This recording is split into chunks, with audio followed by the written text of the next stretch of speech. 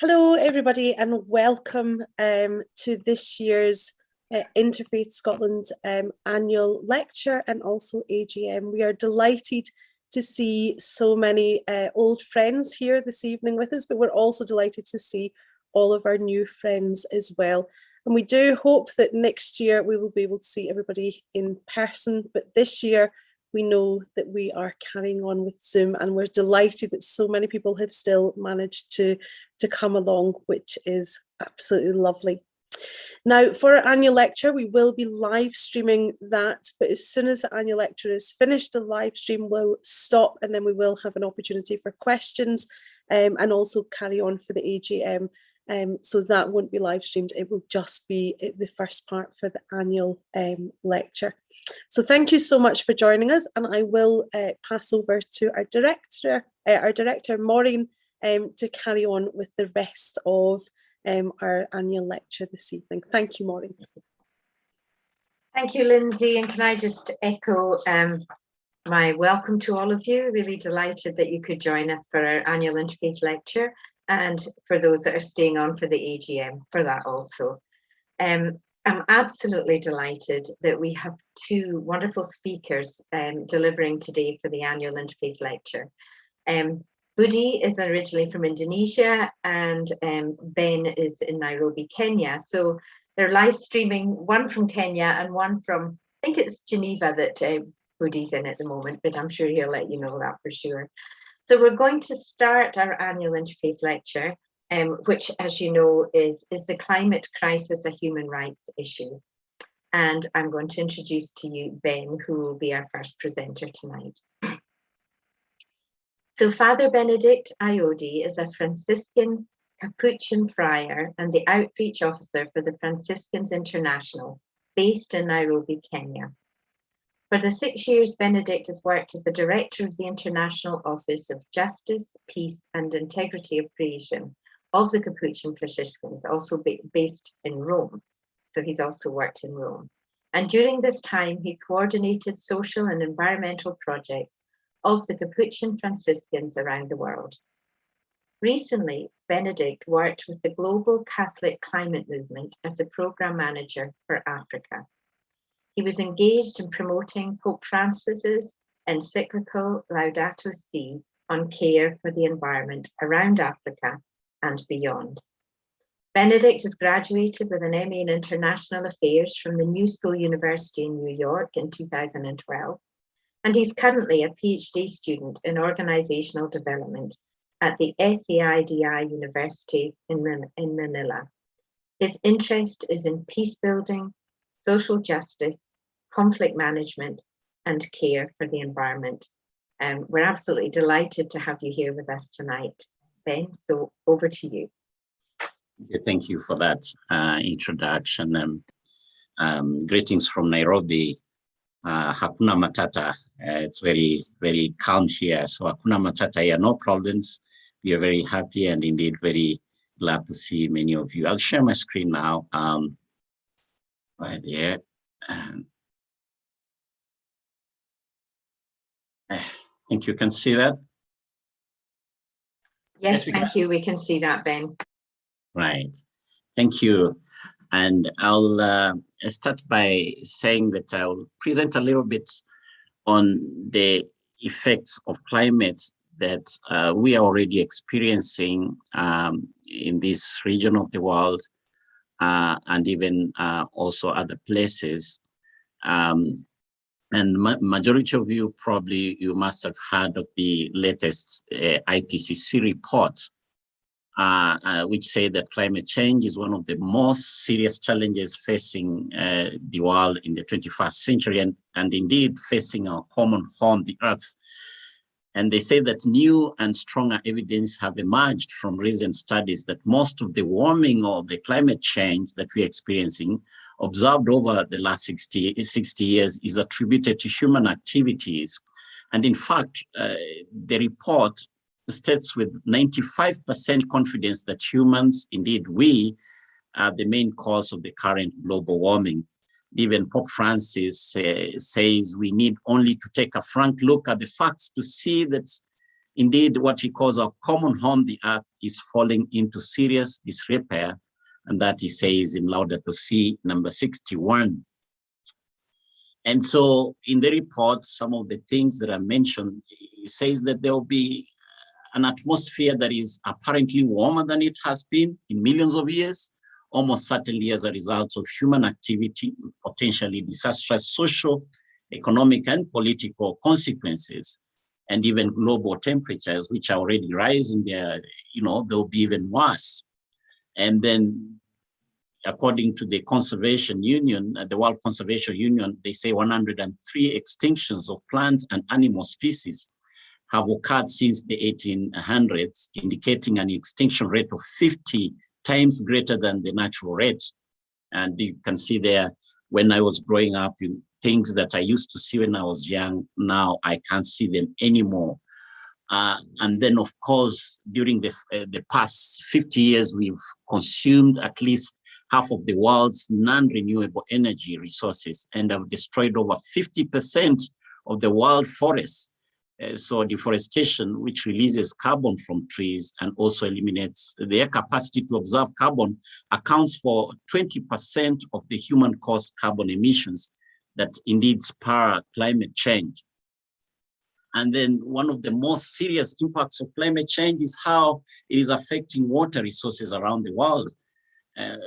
Water is intimately tied to other resources and social issues such as food supply, health, industry, transportation, and ecosystem integrity. And so you can see already in some places like in Kenya, people are fighting over water sources. You see to the pastoral communities, there's already conflict because some places it has not rained for the last 2 years. And then, of course, pollution is another issue that is pointed out, and even Pope Francis speaks about this in Laudato Si. And so what we in this state will ask is that we have this predatory and unjust development, the unsustainable lifestyle, including the growing appetite for coal, oil, and gas investments, especially in Africa. And so even the Pope says in Laudato Si, effects of environmental deterioration, current model of development, and throw away culture on people's lives in Laudato Si number 43 is a main factor in climate change. And I would like to point out some examples that we're already experiencing. Since the beginning of last year, Kenya has gone through a series of unprecedented crises where within a year, it has experienced the worst locust invasion. Locusts, they are those that invade a place and within seconds, they have cleaned all the green. You don't see green anymore, as you can see in the picture there on the top. And also we had heavy flooding that has left several people dead and thousands displaced. And the COVID pandemic that is taking a toll on health services and the economy indeed. This triple whammy has occurred in a context of significant vulnerabilities as well as increased humanitarian needs, which have severely impacted on all sectors of the economy, especially health, food security, education, infrastructure, and livelihood. So many people come to our gate here at the church just looking for food because they have nowhere to go, they have nothing to eat. And because of these, these natural disasters that are happening around them. And in May last year, I got an emergency call from one of our Franciscan brothers living and working in a place called Kapenguria in West Pokot, northern part of Kenya. And one of these brothers was telling me that was asking for help, actually, emergency aid for his parishioners because there had been heavy rains that had caused flooding and mudslides. In fact, a whole village had been swept away and many houses had been buried under the mudslide, leaving a trail of destruction and dozens dead, as you can see on the picture there. And together with the other NGOs and Capuchin charities, we went to the ground to see what had happened. And at our first sight, I fell into tears at seeing many people, including women and children, at our Capuchin parish church who had taken refuge without food, water, or shelter. When we went, you can see the car there was caught up in these floods and we could not move anymore. We had to move to walk on foot for almost 20 kilometers to arrive where we were going. And one woman came to me and asked, Father, where is God? Where is our governor? Where are the leaders? The locusts are destroying our crops. Now the floods have swept away our homes and farms. There's nothing left for us here. And I thought to myself, indeed, worse is yet to come with the COVID pandemic looming. Will they indeed survive this catastrophe? So together with other NGOs and the church and faith leaders, we went to support the people there, but knowing this was just something that is an emergency, a short while, and indeed they'll go back to their suffering again. So since 2019, the same people have been invaded by desert locusts, destroying everything in their path in the whole region of Eastern and Northern Africa. The locusts crossed into Kenya from Somalia and Ethiopia at the end of 2019. And the most affected are the farmers who had been devastated by floods and now the locust invasion. And indeed, we really don't know how to help this situation because these locusts, we don't know where they come from. And indeed, you are helpless at the sight of all these worms. And as you can see in the pictures here, when we arrived in West Pokot, we had no words. There are many people in desperate situation waiting for us. We realized that we were dealing with three complex problems: the floods, which were national, the desert locusts, which were regional, and now even more deadly, the COVID pandemic, which was now global. And so I think, trying to deal with the whole issue, and of course, working with the Franciscans International, we know very well that the 2012 United Nations Conference of Sustainable Development emphasized that every state has the responsibility to respect, protect, and promote human rights, and that democracy, good governance, and the rule of law is very vital in this process.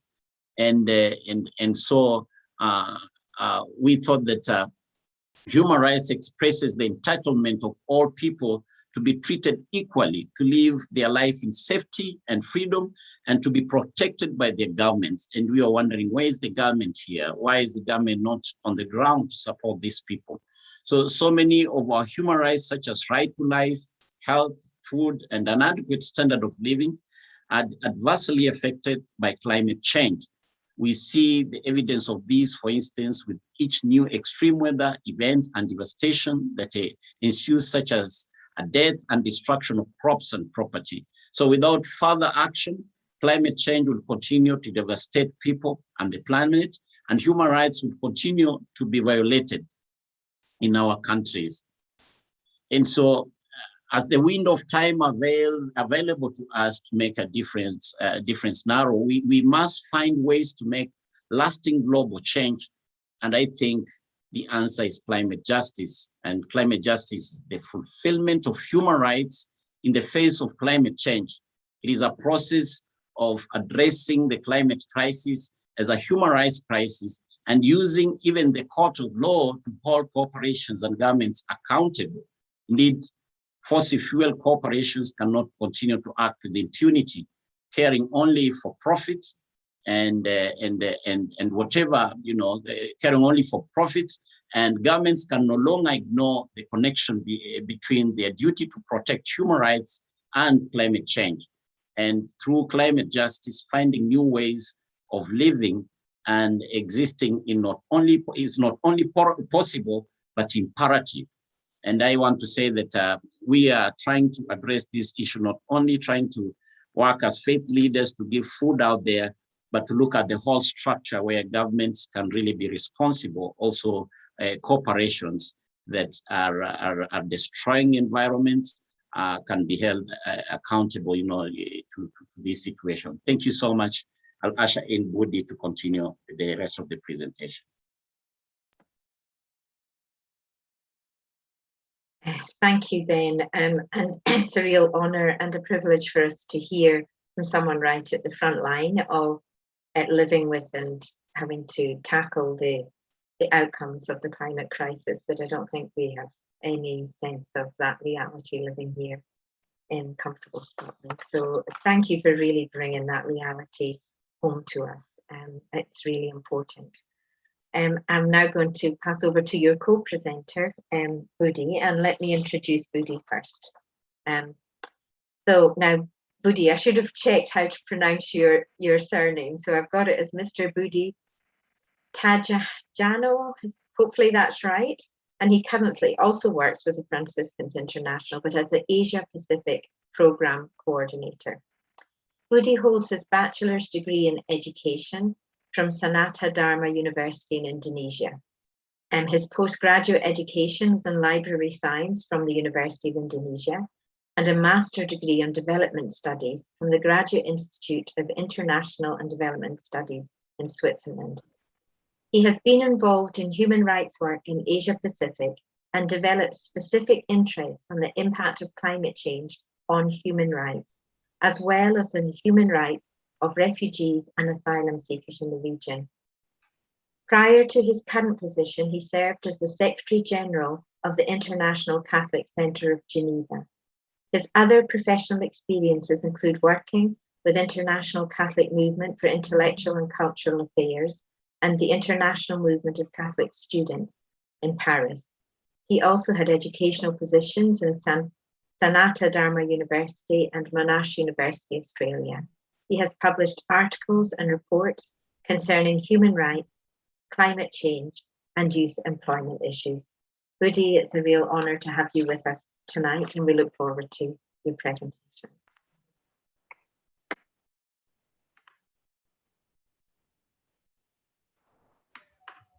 Sorry.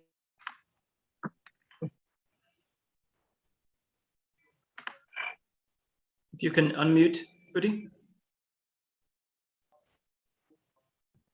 Okay, sorry. Thank you very much, Maureen, for the introduction, and thank you very much, Lindsay. And I feel really honored to be part of this discussion. As Maureen has rightly explained, that the climate crisis is one of the key issues that not only people from certain part of the world that is affected, but everyone is affected. I'll just give you a little story about how the climate change has even affected people in the so-called modern country, including where I live now in Switzerland. So the parents of a good friend of mine were walking in the high mountains in Switzerland during summertime a few days ago. And unfortunately, because of the permafrost, the weather was a bit warmer than the usual, and some rocks detached themselves from the mountains and killed the two parents of a good friend of mine. So this is to show you that the impact of climate change is indeed felt not only in the countries, the frontline countries, but in fact, it has impacted us all, regardless of where we live. And of course, the impact might be different from one place to another. But again, this is just to emphasize that it is a common change of our planet. So through this, I would like to continue what my colleague Ben has just explained on how the climate change is not only issue of environment, but indeed it is an issue of human right. The next slide, please. As you can see, Ben has explained quite well on some phenomena that has been happening in different parts of the world, especially in what Ben has said in Eastern Africa. But as Franciscans International, we've been in touch with people coming from different parts of the world.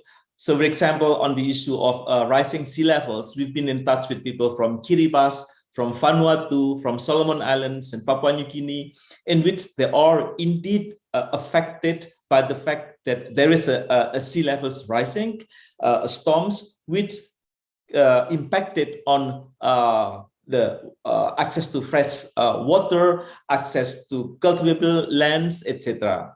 And then again, the rising surface temperatures, as I mentioned earlier, in some parts of the world, there is also an increase of diseases such as the typhus, diarrhea, and some other mosquito-related disease. And then there is for sure increasing number of weather events, like recently in Germany, the flooding was not expected, and as a result, few people were killed because of that flooding, and thousands of people were made homeless. And then there is also a new phenomena about the changing coastline. We were in touch again with people coming from Solomon Island. In the last, let's say, 10 years, they lost already 5 islands. 5 islands that existed about 10 years ago, now they disappeared. So this is a clear phenomena in which the livelihood or even the land has been taken by the increase of sea level. And then the changing of the precipitation of weather, the melting glaciers, etc. So this is to show you that there are changing natural phenomena in which has affected really on the way we live currently. Next, please. And then based on those events, what we are trying to do within Franciscans International is trying to see what does it mean for the enjoyment of human rights. In fact, on this regard, the UN Office of the High Commissioner has made a study that was done already about 10 years ago on what are the relations between the different phenomena, natural phenomena related to climate change with the enjoyment of human rights, as well as with what kind of international human rights standards that we have. So here you can see that, for example, on the extreme weather events, it has affected the issue of right to life, in which it's protected by the International Covenant on Civil and Political Rights, by the Universal Declaration of Human Rights. And even if we look at a deeper analysis, there are several other human rights that have been stipulated by different international human rights treaties that are affected by the extreme weather events. And then Ben just explained about the locust that has affected the access to food or the access to harvest in Eastern Africa. In fact, this is to show that there is an increasing food insecurity and there is increasing risk of danger. What does it mean in terms of the international human rights treaties that are related to this increase of food insecurity? And then here we can say that there is, as Ben has rightly mentioned, the right to adequate food, the right to free from hunger, and there are so many other articles within either the International Covenant on Economic, Social, and Cultural Rights, the International Convention on Rights of the Child, etc. We can see here that, in fact, the international recognized treaties have foreseen in which, if certain rights are affected, it means that the enjoyment have been affected. And 2 other examples that I put here is about the increased water stress, as well as the sea level, the rise of the sea level and the flooding. So here we can see which rights are affected by those events and which human rights standards that are available, that we can say that it is indeed climate change is an issue of human right. The next slide, please. This is also a way in which we are trying to map between what are the impact of climate change and what are the human right, what are the human impact, as well as what rights are affected. So this is a little bit of more international legal analysis on which rights are affected due to different climate phenomena or climate impacts. Next, please. And then from those analyses, in fact, this is what we think that the types of rights that are affected. First is the right to life, because if, for example, in the cases of storms and the cases of flood, many people lost their life. So it means that the right to life is indeed affected. And as Ben has mentioned about the right to adequate food, and then the right to enjoy the highest attainable standard of physical and mental health, the right to adequate housing, the right to self-determination. The right to self-determination is also very interesting. Since as Franciscans International, we've been working a lot with colleagues coming from the Pacific states, there's a huge now problem because according to the predictions, by 2100, there might be disappearing states such as Kiribati, Vanuatu, and I think also Marshall Islands. They might disappear because of the rise of the sea level. So there's a question now: what does it mean if states do not have their own land?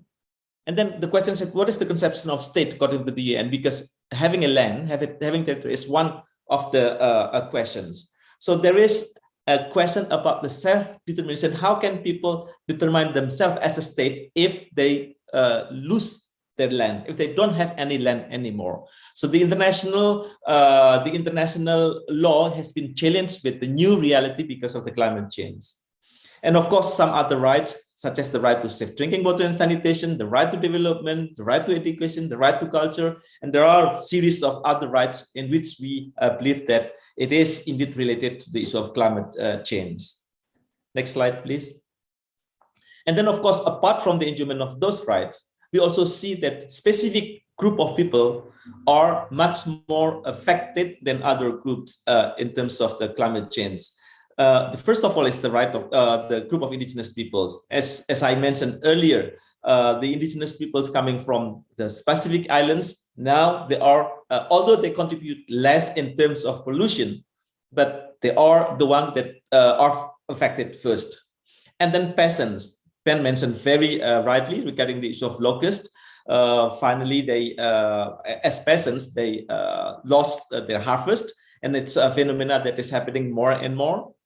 And then children, women, and so on and so forth. So these are the groups of people that are disproportionately affected by climate change, in which their rights are affected because of the climate change. Next, please. And then I'm trying to explain on what exactly we are doing within the existing human rights mechanism at the UN. So in the past, there was a very strong reluctance coming from the states to link between the issue of climate change with human rights. Therefore, there was a kind of an idea that climate change has to be discussed within the UNFCCC mechanism, while the human right is discussed with the Human Rights Council mechanism.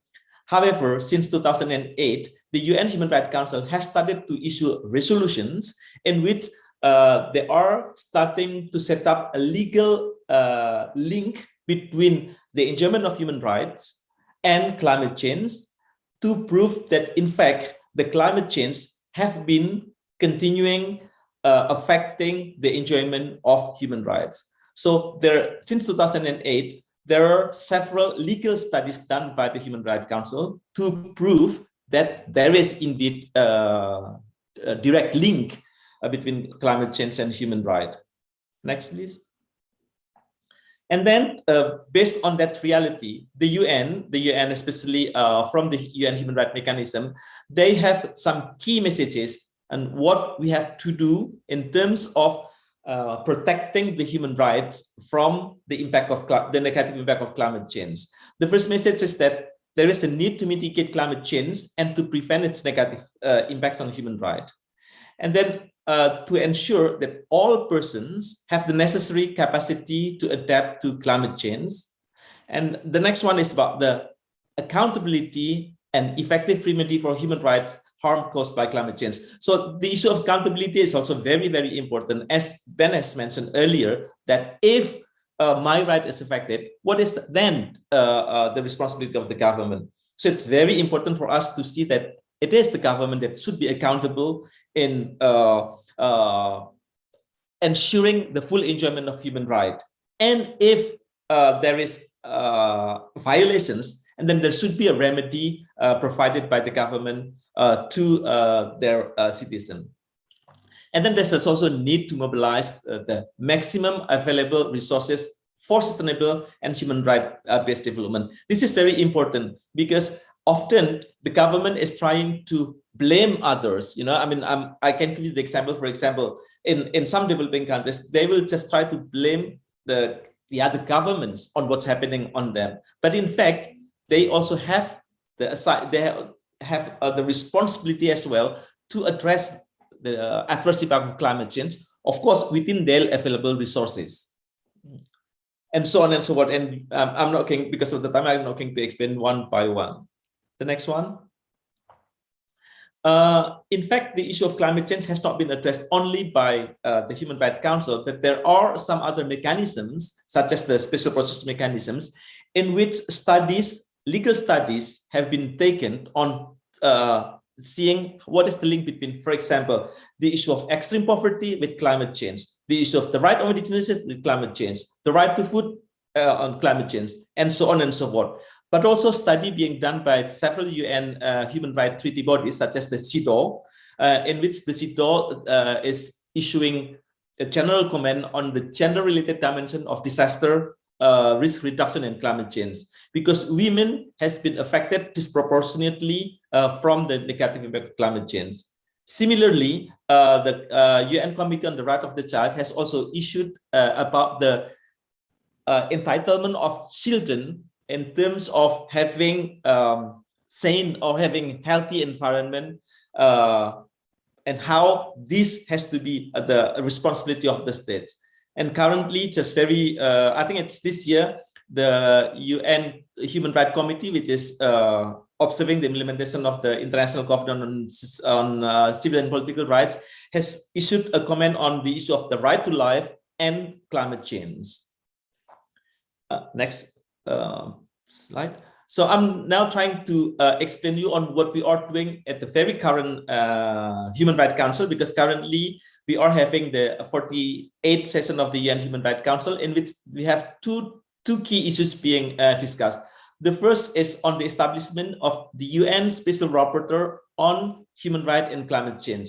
So this UN Special Rapporteur, the idea is to establish a specific mandate in which an independent human rights expert will be appointed, really to see the interlink between climate change and human rights, that will include documenting on different facts on what's happening on the ground, on how specific group or specific country or specific situations have proven that there is the need to protect the rights of these people from the negative impact of climate change. At the same time, this special rapporteur will be also responsible in trying to figure out or to document the best practices on how different states address the issue of human rights from the negative impact of climate change. That's one initiative that now is being discussed. Hopefully by the end of next week, the UN member states will agree to establish this mandate. And at the same time, there is also an effort now in which the UN Human Rights Council is negotiating to acknowledge the right to safe, healthy, clean, and sustainable environment. Although this right to have healthy, safe, clean, and sustainable environment has been recognized by several constitutions. I think it's by more than 120 constitutions at the national level, but internationally it has not been recognized. Now they are negotiating finally to come up with a common international recognition on the right to safe, healthy, clean, and sustainable environment. And of course, it's not very easy, because there are certain understanding that once it is recognized, it means that people can ask accountability of the government if their right is not respected or violated. So these are examples of concrete things that we are doing currently at the Human Rights Council. At the same time, as you know very well, that COP26 in Glasgow will also discuss one of the key issues, which is Article 6 of the Paris Agreement. So the Article 6 of Paris Agreement is about carbon market. And for us, those who work on the issue of human rights, it is very important that in the discussion of carbon market, there should be human right approach, human right-based approach to the carbon market. What does it mean? It means about participations, it means about accountability, it means about equity, etc. So now what we are trying to call the member states or those who negotiate in the Article 6 of Paris Agreements, that the human rights elements have to be ensured so that the discussion of carbon market will not infringe or will not violate the full enjoyment of human rights of the people. So I think I will end here. And then I will be very happy if there is any questions. Thank you very much.